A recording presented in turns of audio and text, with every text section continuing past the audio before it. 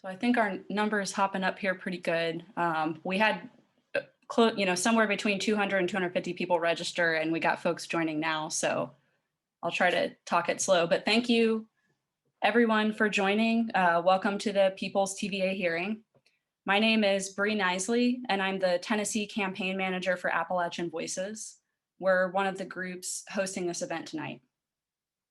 Thank you so much for taking time out of your evenings to share your concerns, ideas, and vision with other community members living in the Tennessee Valley Authority service area.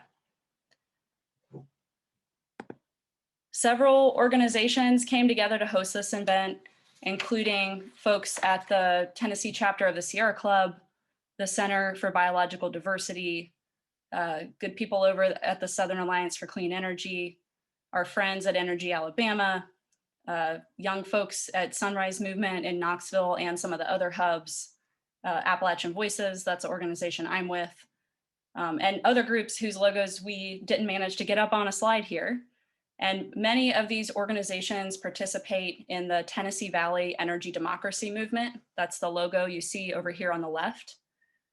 This movement is a collaborative of organizations, community groups, and citizens working to bring democracy, equity, and safe renewable power to the Tennessee Valley energy system by transforming it from the bottom up. And that's what energy democracy is all about.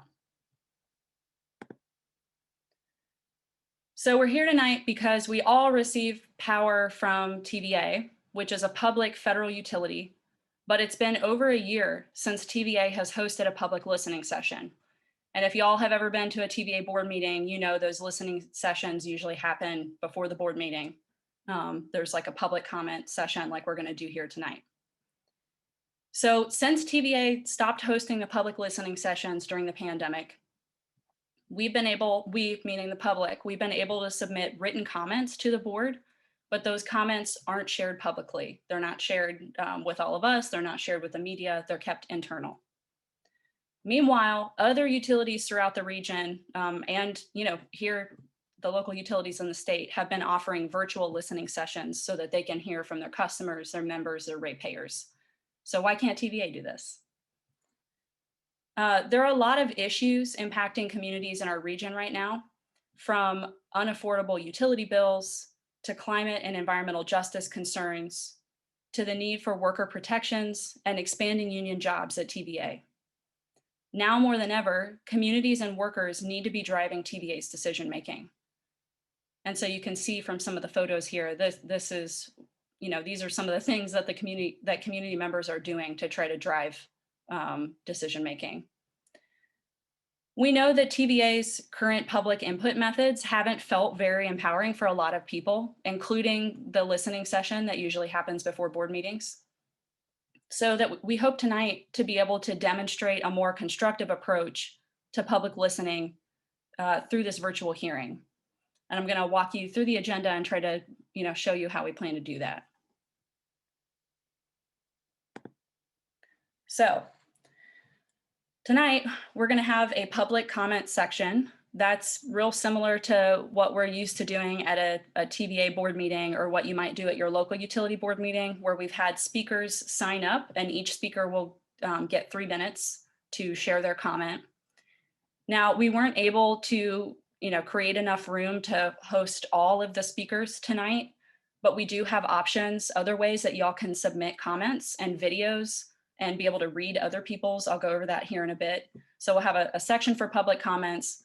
And the reason why we didn't make that a 2-hour-long section is because we wanted to have time for focus groups. So we'll do our public comments and then take a quick 5-minute break and then come back and get into focus groups. And we have 4 focus groups tonight. One on labor, where we'll talk about the need to grow and expand union jobs at TVA and to prevent outsourcing of local union jobs. We have some great speakers for that breakout group, including Sandy Pope from OPEIU and Gay Henson from IFPTE and the local engineering association. Those are 2 unions at TVA. We'll also have a breakout group on bill affordability, where folks can talk about energy burden or high utility bills as an issue across the region and some potential solutions to that. And our speaker for that group is Reverend Calvin Taylor Skinner, who's been working on a local campaign in Knoxville to try to bring a new bill payment program for low-income customers. There will also be a focus group on coal ash, where we'll hear from Amanda Garcia at the Southern Environmental Law Center, as well as Matt Brown, who's with the Memphis Teamsters Local 667, talking about the state of coal ash in Tennessee and how it's impacting communities and workers. And we'll also have a breakout group on energy transition or energy future. How is TVA doing on the transition to renewable energy? And we have an excellent speaker there, Maggie Schober from the Southern Alliance for Clean Energy. So in those focus groups, we'll have some expert speakers do a level set, and then we'll have really good discussion from y'all and try to come back with some next steps or takeaways. After that, we're going to share back and then close out. So we'll have about 10 minutes for each group to share back, and then we'll take the next 10 minutes to close out. And so I hope folks who have joined will stay through the focus group section, because we need y'all's participation to have good discussions. And yeah, that's the basic run of show for tonight.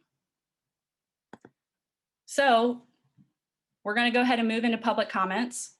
And folks who have signed up, they've been contacted in advance. The folks that we have on the agenda for speaking tonight, they'll get 3 minutes each to speak.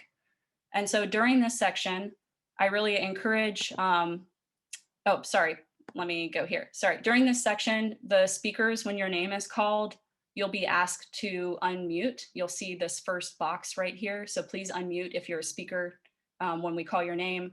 If you're not a speaker and you like what's going on in the comments, please feel free to use the reaction button. There should be a button at the bottom right of your screen with some nice emojis. Feel free to show some love to the speakers if you want to appreciate their comment. So again, there is a way that folks can submit a public comment online. And I'll ask Gabby if you could pop that into the chat now. There's a portal where we're asking people to submit written or video comments in advance of the TVA board meeting on August 18th. All the comments that we collect tonight and through this portal will be delivered to the TVA board, and you all can explore them yourselves to better understand what are the concerns, ideas, issues that people are having throughout the Valley. So please go to this webpage and submit your comment if you're not speaking tonight. Okay. So I think now we can move into public comments, and Brady's going to help walk us through this section by calling the names of the speakers. We've got Kendall keeping time, and yeah, I guess I'll pass it to you, Brady. Thanks, Bree. Yeah, so as Bree said, you'll have 3 minutes each to give your comments. If you can, I know it says here in your slide here, but just let us know where you're joining from. And so Julie, I will go ahead and ask you to unmute, and you should be able to speak. Hello, my name is Julie Bledsoe. I'm from Knoxville, Tennessee. My husband was one of the Kingston coal ash workers. He helped clean up the spill at Kingston. Didn't know a lot about coal ash before his time there. He has, since leaving there, developed COPD. His brother, who worked with him, has died of lung cancer. He's lost 50 plus of his coworkers. And now, as of today, his 7 closest coworkers have died. So since that time, I have spent many hours reading and learning about coal ash. Coal ash is extremely toxic. TVA, you are the producer of coal ash in our region. You have left behind 50 plus years of coal ash. A lot of the coal ash is in unlined ponds. It's leaching into our groundwater. Not only has our air been polluted with the coal ash, also our water. We have families living in close proximity of fossil fuel plants who need you to be a better neighbor and watch your coal ash, watch your ash, TVA. We need you to do a better job. We need you to take some of the millions and billions and trillions of dollars that you've made over the years and stop paying your CEOs such large bonuses and put that back into the communities that you're supposed to serve. Building playgrounds right next to your fence of your coal ash producing fossil fuel plants and letting that ash blow on to where the children play is not being a good neighbor. Anyway, we have a lot of coal ash in the state of Tennessee. This whole nation does, and every state's handling the way their coal ash is cleaned up. Tennessee needs their coal ash cleaned up responsibly. And when the workers are working to clean up this coal ash, they need to be protected. Your contractor, Jacobs Engineering, that you've bragged on so highly, did not protect the workers at Kingston. So we've been to quite a few funerals due to that. A lot of families have lost their loved ones, and many are sick and suffering. So I beg you, I'm not asking you, I'm begging you to do the right thing. Your headquarters is here in Knoxville. I was driving down I-40 today and I looked over and saw the Sun Sphere where the World's Fair was. And, there's been a lot of talk about clean energy. So I urge you, I plead that you will from now on produce clean energy. But take care of the people that work for you. They may not be your so-called TVA employees because you use a lot of contract workers and you put your dirty work off on other companies. And then they come in and they don't watch after the employees properly. I see that my time is running out, but I want to thank everybody for coming tonight. This is wonderful. We don't live in Russia. This is United States of America. I appreciate the opportunity to speak. Thank you. Great. Thank you so much, Julie. Our next speaker is Patricia, and I hope I don't butcher this, Papachristou, and I will ask you to unmute now. You'll have 3 minutes and just introduce yourself and where you're calling from.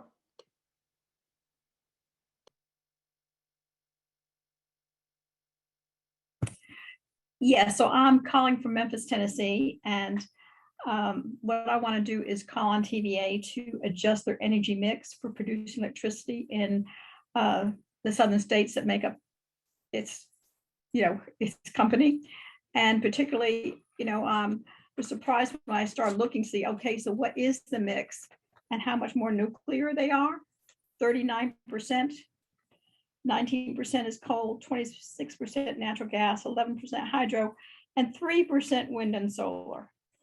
And so I'm really disappointed in that tremendously. And I know a lot of people in Tennessee and the rest of the states are, because here we have so much sun and solar, and it is so much better for us than those coal-fired power plants that they're still using. And it's true that they've closed quite a few, but they still have 5. And I don't think Kingston is closed yet. And the question is, what are they going to replace them with? So in Memphis, we had Allen Steam Plant that burned 7,200 tons of coal a day for over 60 years. And TVA did not want to pay to make it safer by putting on various things that will reduce the amount of pollution in the air, in the soil, and in the water. And as a result, Memphis became the #1 asthma capital in the United States, and the most emergency visits for children for asthma. So that has been closed in 2018, but the impact is still there. I looked it up to see where we were now, and we're still 7th in the number of deaths that are caused in the metropolitan areas in the United States. And our air quality, again, they do the average from 2015 to 2019. So we had 3 years of burning the fossil fuels at Allen Steam Plant to get that number. But the idea is this stuff still, lasts. They spew it out. It goes into the water, goes into the fish, like in McKellar Lake. It goes into, the mercury, so you can't eat the fish, and all that damage to the environment. And so what I'm interested in doing, calling on TVA to let us know what they're thinking about. Because when I researched to see, well, what are they replacing it with? Memphis was one of the lucky ones in the sense that we got a natural gas combined cycle plant with 1,100 megawatts of solar as well. And none of the other coal plants that have been closed have gotten that. And so again, what bothers me about TVA is they don't tell you what they're doing. I remember going to the last public comment session I went to in 2010, and everybody was there wanting solar energy. You know, the University of Memphis showed up, came out, and, you know, different Rhodes, CBU, whatever other country, you know, colleges did. And the strange thing was, Hey, Patricia, your 3 minutes are up. I'm sorry to cut you off. oh, I sorry, I didn't see that little thing. I thought I was supposed to see something that said I had a minute left. So sorry for going over. No, that's okay. That's quite all right. Thank you so much for giving your testimony. Next up on our list is Jan Colwell, and I believe this is you, Jan's iPad, so I'll ask you to unmute and you will have 3 minutes. Okay, thank you very much. I'll try to keep it to less than 3 minutes. I am one of those people who lives in rural Kentucky who has a solar array, and I was selling my excess. I was selling everything I produced back to TVA, and when I got a $10 check in December one year, I decided I was not going to do that anymore, and I got backup batteries. I continue to give power back to the grid. I give it free of charge to TVA.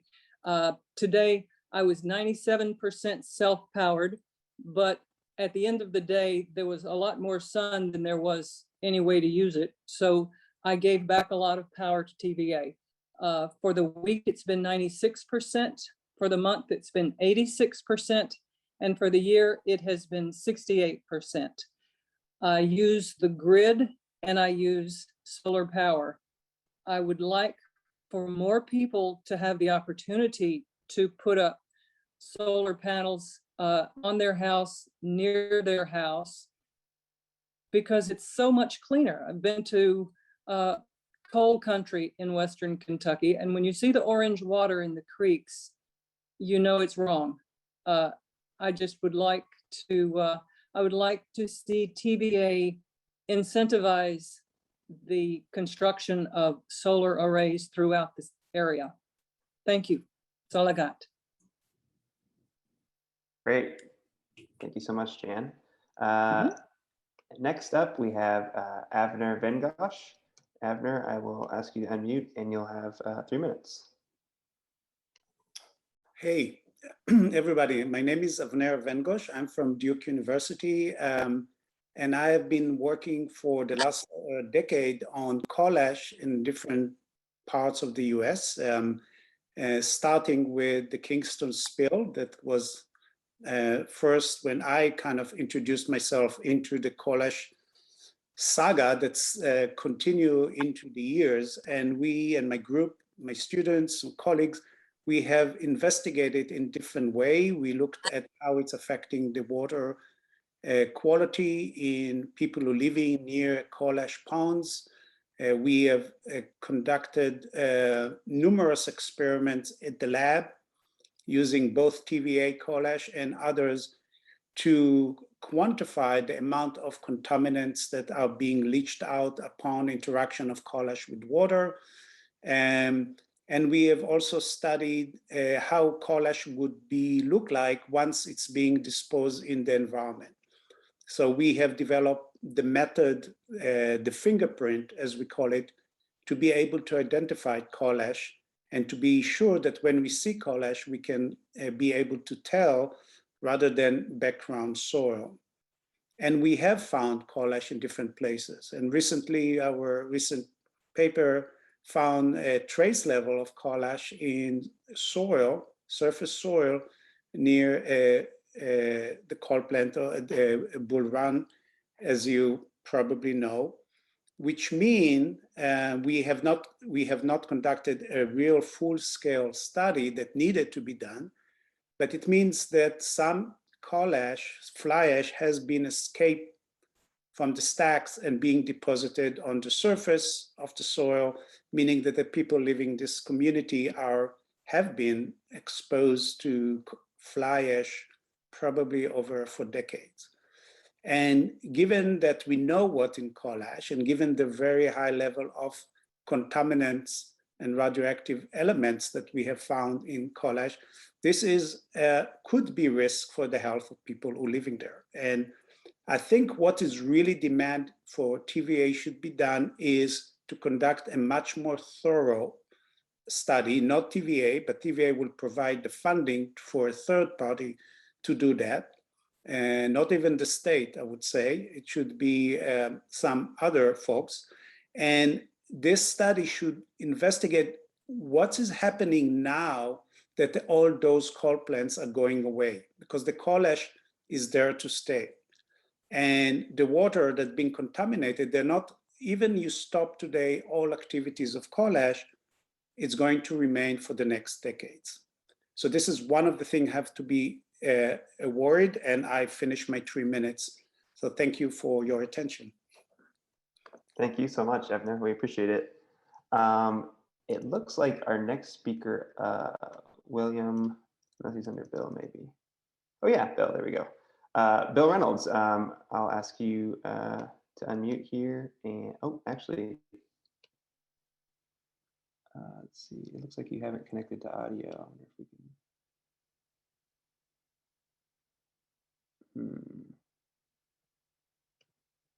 Okay, well, Bill, if you're able to join audio, you should be able to click in the bottom left of your screen. But yeah, for now we can, I think I might go ahead and skip and we'll come back to you. So next up is Nancy Muse. And Nancy, I will ask you to unmute and you'll have 3 minutes.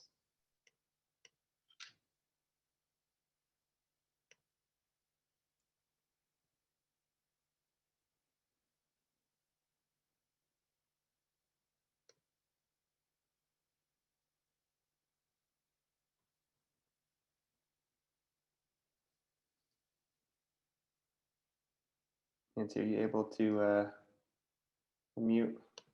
Oh, There I'm we go. sorry. I thought I didn't realize I had not. I'll start over. Hello, everybody. We, the ratepayers, should demand that TVA amend their integrated resource plan, which was created within a certain political climate at that time, which caters to the fossil fuel and nuclear industry. Given the increasing multitude of catastrophic climate-related events we are all witnessing now, energy sources such as natural gas and even the small modular nuclear reactors, which are vulnerable to sabotage, must be removed from the plan. Additionally, it is a misconception that nuclear power is carbon-free. TVA should restore their previous low-interest loan program, which has now been replaced with a financial partner, Vanderbilt Financials, with interest rates from 7.99% up to 11.99% interest, with those with the lowest credit scores paying the highest rate. Low interest loans going through the local utility, as previously was in the plan, could cover and make affordable such applications as residential and commercial rooftop solar, solar thermal hot water heaters, geothermal heating and cooling, and weatherization.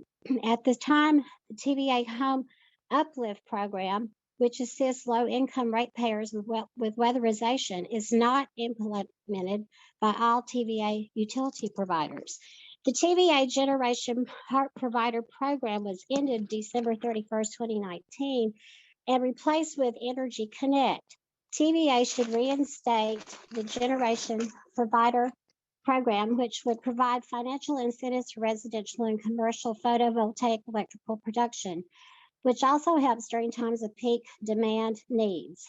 Although centralized large-scale solar farms are a good thing, we need to insist on small-scale solar within our communities in order to supplement energy needs, especially in times of widespread power failures we experience during ice storms and high winds. The epic power failure in Texas this year could have been diminished or done completely abolished if small-scale solar and wind were in place close to where the energy is used, such as with distributed wind production. The Department of Energy announced the Million Solar Roof Initiative in June of 1997, which assisted communities and businesses in installing solar energy systems on 1 million buildings across the nation, hopefully by 2010. 94 coalitions signed on as Million Solar Roof Partners. Another program between TVA and Department of Energy must serve as a role model for home builders and all developers, which was the Zero Energy Home Project in Lenore City, Tennessee. Additionally, TVA could do much to encourage passive solar building design. Let's work towards restoring this mindset, starting with TVA, the Department of Energy, and within our own communities. Many programs of the past can be resurrected, which had us on the right track. We must remain diligent to stay on that track for a new renewable energy economy / paradigm to be put in place. Thank you, Nancy. You're welcome. Appreciate your comment. Great. And next up, we have the one and only Pearl Walker. Pearl, I'll ask you to unmute and you'll have 3 minutes. Thank you, Brady.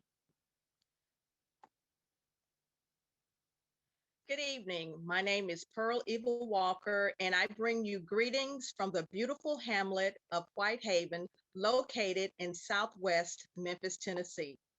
I am the founder and executive director of the I Love Whitehaven Neighborhood and Business Association, 501c3, and the ECJ chair for the Memphis chapter NAACP. I'm here to call on you, TVA, to be responsible and moral stewards and safely dispose of the coal ash at the former Allen Steam Plant to an area outside of Memphis. TVA, we are particularly concerned because if this coal ash is taken to the Republic Services landfill in Memphis, whether by interstate or city streets, the trucks would have to travel through residential neighborhoods. And just in case someone on the call doesn't know what coal ash is the byproduct of burning coal to produce electricity and contains a toxic stew of 26 cancer-causing pollutants and radioactive heavy metals. TVA, simply ask yourself this question: would you want trucks hauling toxic coal ash through your community or the community of your loved ones? Additionally, although MLGW, Memphis Light, Gas, and Water, has a 5-year infrastructure upgrade plan in place, it would be great if you would financially support desperately needed and past due infrastructure upgrades that would not be contingent upon a contract renewal, but because it is what a good moral steward would do for its largest customer. This is the least of what you can do for Memphis, and we deserve all the support you can provide, especially since we have the highest energy burden in the country. TVA, I want to thank you for this opportunity to speak, and we are looking for a moral response. Thank you. All right, that was great, Pearl. Thanks so much. Let's see here. So next up, we have Robert Briggs, who I don't think is here. Yeah, so I'll move on to Mr. Chet Hunt. Chet, I'll ask you to unmute here, and you'll have 3 minutes. Okay, hello everyone. Those who know me know I've been pretty active in the climate advocacy circles around Tennessee. Unlike a lot of you, I'm not focusing on the coal ash and some of the other pollutants and so forth, because those are byproducts of the overriding issue. And that is an energy transition to clean energy. And TVA is the largest public utility in this country and should be leading the way. In my view, and some of you have heard me say this before, TVA has been irresponsible. They've been arrogant. They've created a bubble in which they operate. They no longer allow public input, and the public input sessions that I've been to, some of the board meetings and so forth, are just showcase,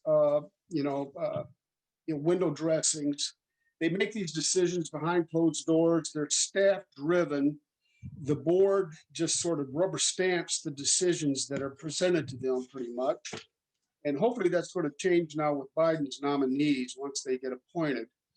But TVA should be following the IPCC report that was put out several years ago. It was an updated version. It's been done by the best scientists around the world. And we are now at 415 parts per million of carbon in the atmosphere. And do you know that TVA realizes this? They have access to some of the best science in the world on this stuff. They're aware of it, but they're still making decisions that are contrary to it. What do you call that? I mean, seriously, they know better. They know what it's doing. Look at the world events, the flooding, the hurricanes, the fires. Every year they're worse and worse and worse. I mean, this is just the prelude of what's to come. Any of you who travel around the world know, if you've taken a look at the glaciers in the Alps, you know, up in the Northern Rockies, up in Alaska, you see what's happening to the ice fields, the sea levels. I mean, I was just reading that some of the coastal cities in Africa, you know, where there's, you know, several million people in some of these cities are not going to be able to live there in the next 5 years or so. We're going to have these tremendous migrations that are going to occur, and it's going to create instability in governments. It's going to cause chaos. And don't you know, TVA knows this. They keep their eyes on this, and they continue to do the wrong thing. What do you call that? I call it crimes against humanity. And I think people should be held accountable for this because they're doing it knowingly. And as some of you have heard me say before, you know, the hell of, yes. We're at 3 minutes. I'm sorry to cut you off. Okay. Sorry, guys. You got going though. That was good. Thanks. All right. And our next speaker is Sarah Houston. Sarah, I will unmute you and you'll have 3 minutes. All right. Well, thanks everybody. Awesome comments so far. My name is Sarah Houston. I'm the executive director of Protect Our Aquifer, which is headquartered in Memphis, Tennessee. So I'm here first to call on TVA to end their never-ending 20-year contracts and conduct a public commenting period and environmental impact review that is required by NEPA that they decided they did not need to do. I also ask that they open up the decision-making process for this coal ash removal happening here in Memphis, Tennessee, and the groundwater remediation project, and create a reporting mechanism for the local community to report on issues of coal ash mishandling, because there could be improper landfill nightly covering, improper movement, improper truck loading that is bound to happen over these next 10 years. There needs to be a reporting mechanism the local community can use to ensure that stops in its tracks. People on staff at TVA have the opportunity and the right to really right past wrongs of polluting our groundwater and our air and our community. And our groundwater is the only source of drinking water for Memphis, Tennessee and the surrounding areas. TVA cannot shirk responsibility to their contractors. TVA CEO Jeff Lyash told our Congressman Steve Cohen in June 2021 that the cleanup plan was ready to start. And then the same thing happened again. Scott Turnbow came to our Memphis City Council this month and said they were ready to start. So they either lied to our elected officials, or there are serious miscommunications within TVA that gave wrong information to our elected officials on the status of this coal ash cleanup and groundwater remediation. We reached out to TDEC, Tennessee Department of Environmental Quality, and they confirmed TVA has not received 2 critical permits needed to begin this process. I'll skip ahead because I got a little more I wanted to say. But you know, this is truly a public entity. So why is the public not included on these decisions that will impact us for generations to come? We want to see transparency. We want to see them listen to local voices, local scientists, not discredit the findings that TVA does not agree with, make sure that they are continuing to take into account our very unique underground drinking water supply. TVA, please hold a series of informational sessions with clear, basic level information of the decisions made, processes moving forward, and create a reporting mechanism for our local communities to report any coal ash mishandling in the next 10 years of this massive project that is about to begin. That was great. Thank you so much, Sarah. Thank you. And it looks like we've got Bill Reynolds has, I think, joined audio. So Bill, I will unmute you and you'll have 3 minutes to speak.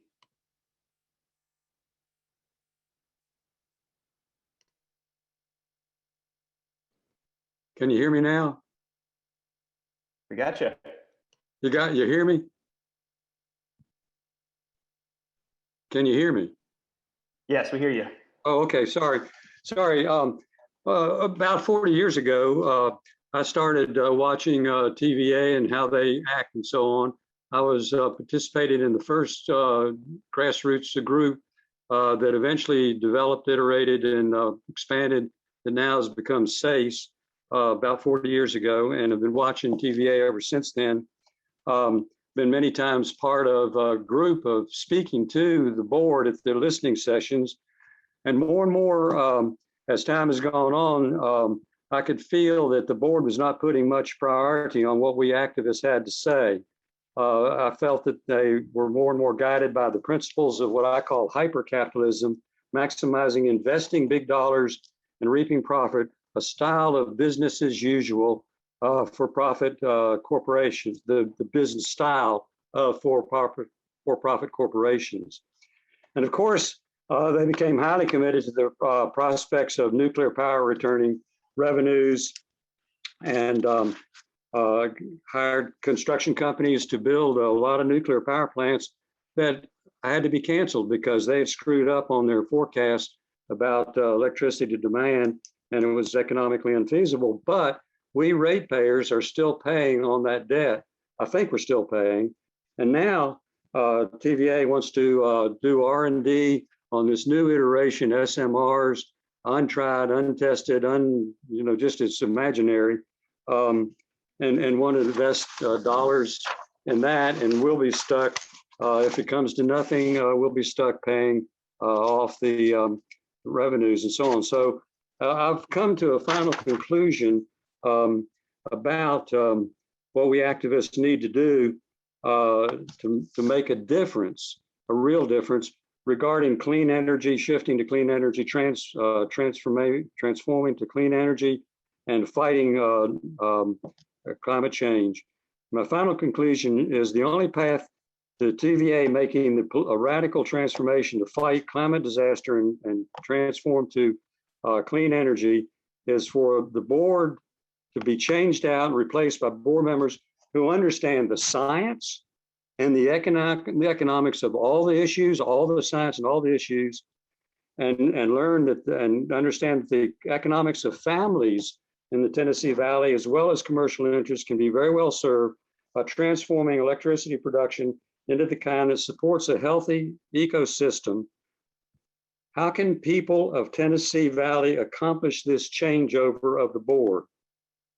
My conclusion is the only way is we've got to elect new people in Congress who has oversight of TVA, who are in control of appointing the board members, who understand the issues and our priorities.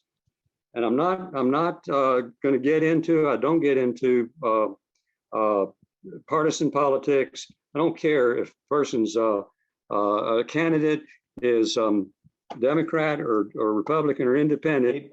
I want is us to elect candidates who understand our priorities and will shift the board so that the board can shift over to catching up with what they really need to be doing. I'm finished. Hey, Bill, thank you so much. Okay, great. Perfect timing. Thank you so much for giving your comments. So we're going to go to a bonus comment, if you will, now. And Barbara, if you'd like to speak, I'm going to unmute you and you'll have 3 minutes.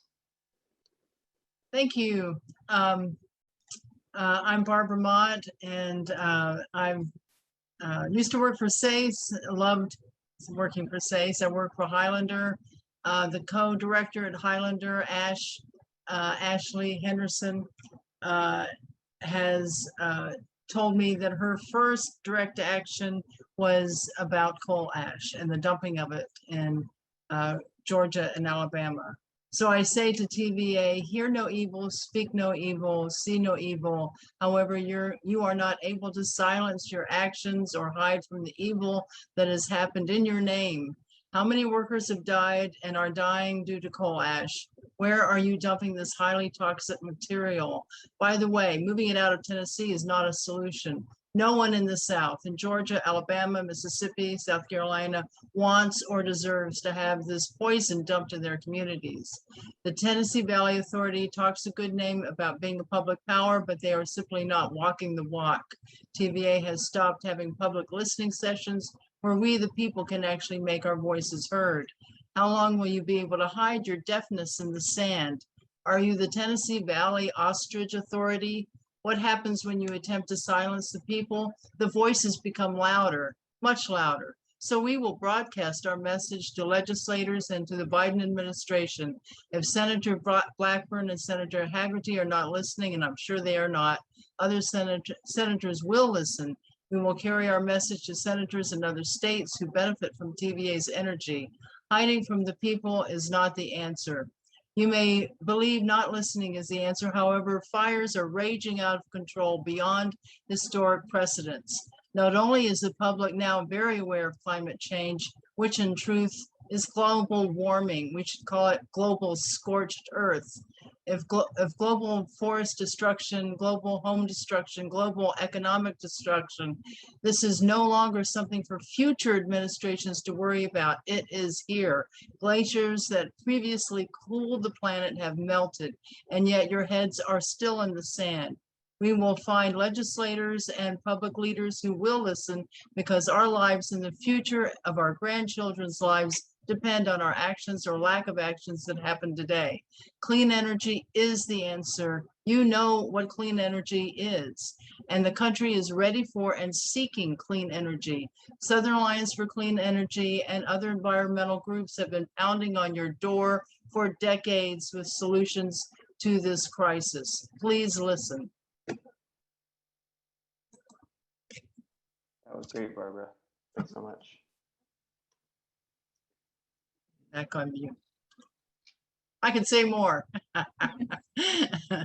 Thank you, Sarah, for wonderful specific demands for the community, for serving communities. I loved it. I'll mute myself now. Thank you, Barbara, and everyone that spoke. I want to open up just for one more speaker. If you're a person of color or a young person and you did not sign up to speak, but you would like 3 minutes now, I just want to make some space for that. So I'll take a couple minutes. Just write in the chat if you would like to speak, if you're a person of color or a young person and you want 3 minutes.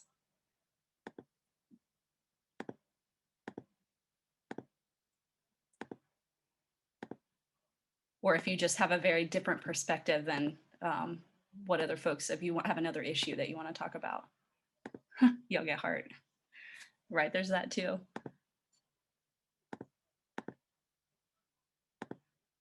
Okay, we have a person with a different perspective.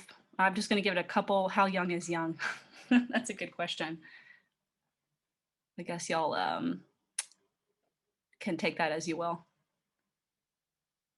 I guess, Karen, do you want to take 3 minutes to speak real quick?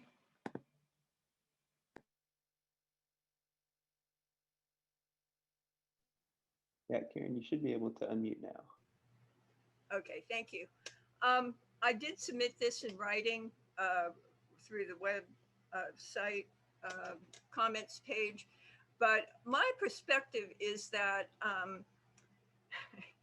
the TVA is known throughout the country and throughout the world as a federal program that brings transformative stuff, energy, water systems, many different things to a very large region that had none of this.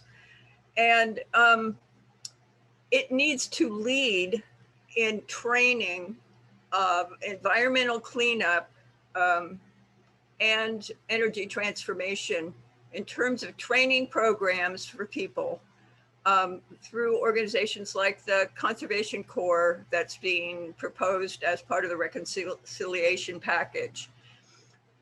This should bring in scientists, it should bring in workers, it should bring in experts who can train people that will then go out to other areas in the United States and the world. So it needs to live up to its history, as well as establishing ways for people that are living with these pollutions and health issues to help solve those kinds of problems for the country. You're not alone in those problems. You have too many people have joined you with those problems. I would like to see the military and the military budgets put towards training military people who will then go out to perhaps military bases throughout the world where we have those bases, and turn them into training centers for the rest of the world as well. So I'm calling on the TVA to lead again in transformation of your area and to train people from throughout the country and throughout the world, perhaps having people come from other countries to train there too, to transform your energy grids, grid training, how to maintain, build and maintain and monitor the grids, how they are become the international network, the national network, and maybe international too, because I think I'm in Oregon and we have a thing with Canada that we're trying to do, so that grid could be international also. So lead again, TVA. People know you, they know what TVA is, of all ages, people know what this is. And I think this is an opportunity for many jobs, much training for people, and to spread out from there with things like manufacturing, the kind of equipment we need to be doing this work. Again, perhaps through military bases that have closed, become manufacturing centers for some of this. Anyway, that's what I have to say about it. Thank you, Karen. Think big, folks. Thank you so much. Big. Yes, I agree. Think big. Thank you.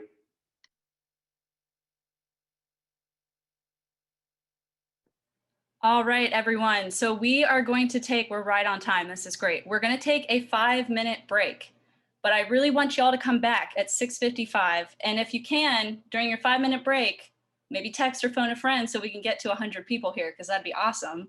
But I'm just going to share my screen now so y'all can see that we're on break. And if y'all can come back in 5 minutes, we will go into our focus groups where we have excellent speakers and y'all can get into this discussion about some of the topics that were raised on the public comment. So see y'all in 5 minutes. Backwards. There we go. Okay. All right. Thanks y'all for duking it out in the breakout groups. We're going to take a couple minutes to share back here. So I think we should start. I'm going to do the order if I remember it right. I think bill affordability was group number 1, and I think Kent Minot was facilitating that. And Kent, this is going to be a real test. Can you share back the main takeaways in 2 minutes or less from your breakout group? I see people who know Kent are smiling because y'all know. Where's Kent at? There you go, Kent. You should be on unmute now. There we go. Thanks, Brady. Yeah, I was muted. I was going, I can't talk. Yes. Well, we had a very nice session with Calvin Skinner, Reverend Calvin Skinner, from Knoxville Water and Energy for All, and a great group of people there. And let me see, since I'm going first, I'm just looking over my notes here. And first of all, Calvin talked about, he really gave a heartbreaking presentation of what energy burden means to people, and how it has an individual impact on households that's very painful. But at the same time, it's a threat to community stability because it's accompanied by housing insecurity. So a lot of times people's inability to pay their utility bills causes them to lose their home. And this means that in order to get into another home, they've got to pay the reconnect fees for getting utility service again. And that itself is another unaffordable thing. So what happens when people suffer this is a compounding snowball effect of economic hardships that just doesn't end.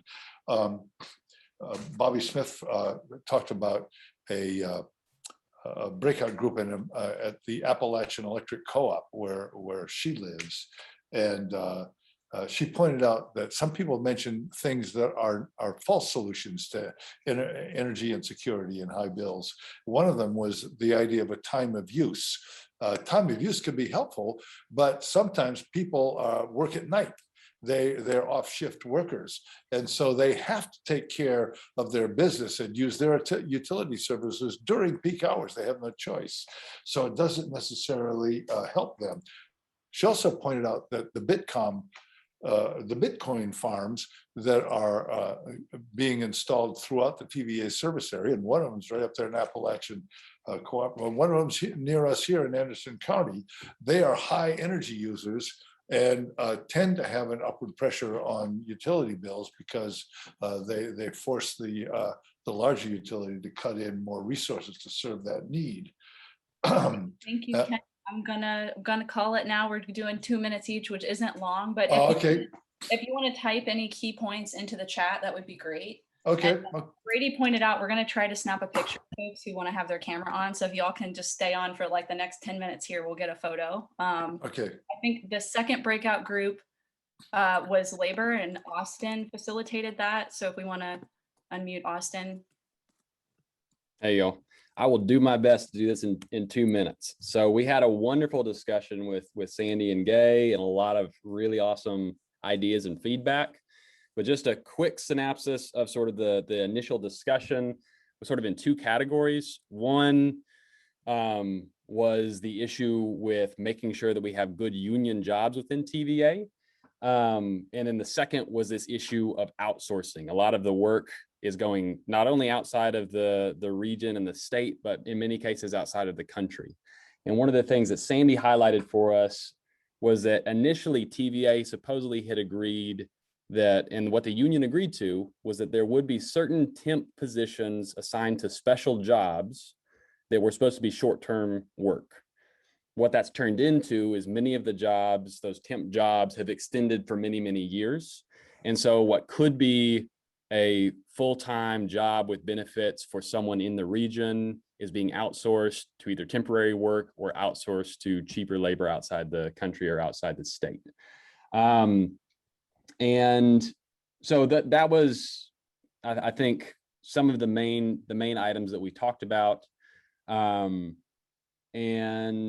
some of the ideas that came up in talking about what are the things that we need to bring to TVA, really need to discuss. The first one that we really talked about a lot was making sure that TVA is actually investing in building a local workforce, that they're actually investing and partnering with unions in doing the training necessary to get folks in the region into these good paying positions. TVA is supposed to be a public institution funded by taxpayers for the public good. We need to be in making sure we're doing the job of creating jobs for local folks. The other thing was both internal and external education about who and what unions are and what they do. Folks mentioned that people know many of the TVA jobs are good jobs. They're good jobs because they're union jobs. And so making sure that folks both within TVA and the public know what that means. And then lastly, talking about the decision-making process and finding ways for both employees and consumers to have a more direct pathway into both electing board members. And right now that's appointed by the president. So that may look like getting those folks involved in advocating the president's appointees, but maybe down the road, it could be shifting the process of how those elections are done. So those were a few of the main highlights that came out of the discussion. There was also a lot more, but we only have 2 minutes. Great. Yeah, thank you, Austin. Perfect. And feel free, like I said, Sandy's adding some points in the chat here that came up in y'all's group. So please feel free to add more. And folks who participated, we're going to get the notes out from the different breakouts to everybody who signed up today. We'll send it out to the email registrants. So the third group, I think, was Coal Ash, and Bonnie Swinford facilitated that group. Bonnie, you want to share back? Yep, I got unmuted. Okay, thanks. So big thanks to our presenter, to our note taker. Our top takeaway and an overview of the conversation is that coal ash is dangerous to communities and to workers. TVA is behind in cleaning up coal ash in their service area and protecting communities and workers. And that the cleanup of coal ash in TVA service area is happening in sort of there's two big challenges. There's the legacy of this solid waste that's been sitting for decades. And then there is also the challenge of the contaminants that have been leaching out into our waters, into our communities, and into downstream communities. And so there was discussion around needing to have more monitoring and also to develop new technologies for storing coal ash.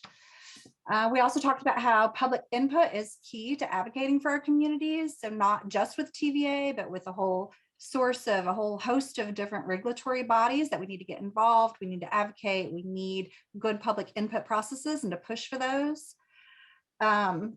We talked about how we don't want TVA to perpetuate a legacy of environmental racism in the way that they clean up coal ash in our area. And then we talked about how we have no faith in regulatory bodies to protect workers, and that we protect ourselves by knowing our rights and educating others to know our rights. We talked about the Cohen coal ash bill and how it really needs to include worker safety. And that led into a conversation about how coal ash is not a right issue. It's not a left issue. It is a human issue. We are all impacted by the pollution of coal ash. So we really need strong bipartisan support for solutions in Congress and in our state and in our local communities. And I think that's a good summary. Thanks. Thank you, Bonnie. Great job. Okay, and I see some other folks adding. Kent's got some action points from the bill affordability group going into the chat, so y'all pay attention to that, and we will download it and send it to you. So the last group, I think, was the biggest group, the Energy Future group, which was facilitated by Gabby. You want to try to sum up for us in short order what y'all talked about? Yeah, so there was a lot going on. So well, hopefully we'll get through all of it, but I'm sure the notes will sum everything up too. But we had a great discussion about kind of where TVA is at with its energy mix, and lots of concern that TVA is not headed in the right direction, that it's investing in gas and false solutions when we really need to be moving to clean and renewable energy. Maggie shared an awesome report from SACE that outlines that a path to 100% clean electricity at TVA is possible. And we kind of all acknowledge that the biggest obstacles right now are the board and LIASH, who are basically preventing any swift and rapid transition to clean and renewable energy. So we had a great discussion about where the different points of intervention are, where the power lies, and who we can start influencing. I think there's a lot of energy and excitement around bringing people together around this issue, and really building a ton of public pressure. I think there was also a great point made by Liz, I believe, that we need to educate people about what TVA is denying them, whether that's rooftop and community solar, and how that ties into electricity affordability, and kind of making all these connections, which is really important. We also talked about how we can reform the board, and even had a conversation about the TVA Act, and maybe it's time that we start reforming that to reflect the times that we're in, and where TVA really needs to go. So I think there's a lot of different points there that we can act upon, but it seems like people are really energized going into this awesome rally that we have on the 18th. And Brandy had some really great points about we're in an emergency right now, and that TVA needs to take action now. So yeah, I guess I'll leave it at that. Awesome. Y'all, we're on time. This is amazing. Okay, great job, everyone in the breakout groups. I know, we got folks coming from different perspectives, different opinions, but this is really how you make good decisions, is you bring the impacted people into the conversations, and that's what TVA needs to be doing. So appreciate y'all for being here tonight. I want to snap a picture, and then I'm going to give y'all some next steps. And actually, Brady, if you want to allow people to unmute themselves at this point, I think we should open that up. But I'm going to try to go to gallery view here and take pictures. So maybe pause typing in the chat for just now, because it'll pop up in the tab. Yeah. And if y'all want to smile, I'm taking pictures and scrolling through, or make whatever face you want. Okay. Now's your chance to smile for the camera. Yeah. Great job, everybody. Keep smiling. Okay. Yeah. Okay, hold on one more time. I hope I saved these. Oh, hold on, we got a chat. Just hold on 1 second. The chat's got to go away for a sec. Okay. There we go. Okay, good deal, y'all. Awesome. Okay, feel free to come off mute if y'all want to express yourselves. I'm going to keep talking about some things. Let me see. Am I sharing my screen right now? I don't think I am. No, I don't think. Yeah. Okay, yeah, if y'all in a photo, just Look at me. yeah, hopefully your camera off.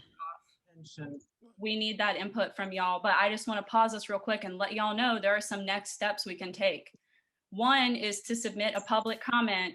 You can record a comment and write it. We're going to submit it to TVA, and everybody can look through all of our comments. We're going to make it available online. TVA doesn't do this right now. So Gabby, if you could drop that into the chat, y'all watch. We got links going into the chat here. The other thing y'all can do is, if you already registered for this event, you're signed up for updates from this group. So we'll continue to email you. If you got the link from somebody else, you'll need to sign up for updates. If you are in East Tennessee and you're in Anderson County, there is an event tomorrow, Bull Run Neighbors Meeting. If you live near the Bull Run fossil plant, folks are gathering up there at 6 p.m. to talk about what's happening here at the plant and the coal ash. Folks are meeting at Melton Lake Pavilion in Oak Ridge.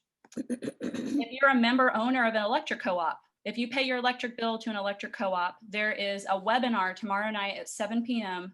It's a 101 webinar that's being hosted by member owners of an electric co-op here in East Tennessee that have been organizing to try to make changes with their co-op. And finally, August 18th is a big day, y'all. If you're in Knoxville, the TVA board meeting is happening at 9 a.m. virtually. And here in Knoxville on that same day at 6 p.m., we're going to be hosting a rally to take back TVA is what we're calling it. And we're trying to rally for the people's right to speak. We want public listening sessions again, and we want TVA to hear us. That's going to be happening at 6 p.m. at Market Square in Knoxville. So thank y'all. And I want to thank all of our speakers who were here today. We really appreciate y'all's input, and we appreciate the variety of perspectives that people brought to this conversation. So really take care. Thank you all so much. Thank you. Thank you. Thank y'all. I love you. Thank you. I love y'all. Love you, Brandy. Yeah. Thank you so much. Thank you, Brandy. We love you, Brandy. I love you too. Yeah, hey. Solidarity forever. Wonderful job. Yeah, solidarity. All of for us, real. all of us together, we can make it happen. All of us together. Yes. I love you. Thank you. Use your voice. God bless. Bless you. Bless you, everyone. Join Bless together. you. This was great, guys. And I really want to see those notes. We'll make it happen. The notes. All right. You will. You will. It'll happen. All right. I'm excited. Bye, y'all. Thank you. Thank you. Thank you. We'll put Thank out you. as much as we can everywhere we are. Okay. If so the host of this event and facilitators, if you all want to stay on a debrief for about 10 minutes. Yeah. But if you're not a host or a facilitator,